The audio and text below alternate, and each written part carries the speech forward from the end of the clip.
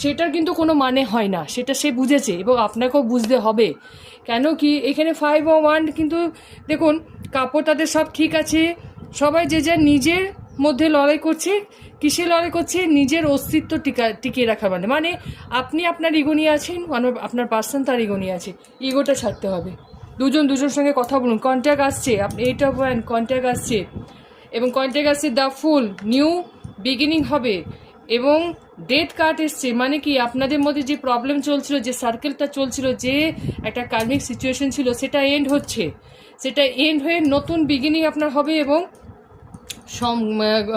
Communication আসছে। সেই communication কিন্তু খুব সহজ না। সেটার মধ্যে দেখুন কোনো রকম নিজের মনের মধ্যে অন্তর্দ্বন্দ্ব, হয়তো সিচুয়েশনের সঙ্গে অন্তর্দ্বন্দ্ব চলছে বা পরিবারের কারোর সঙ্গে অন্তর্দ্বন্দ্ব চলছে, যাই হোক সেই সিচুয়েশনটাকে শেষ করে বিগিনিং আসছে টাওয়ার মোমেন্ট।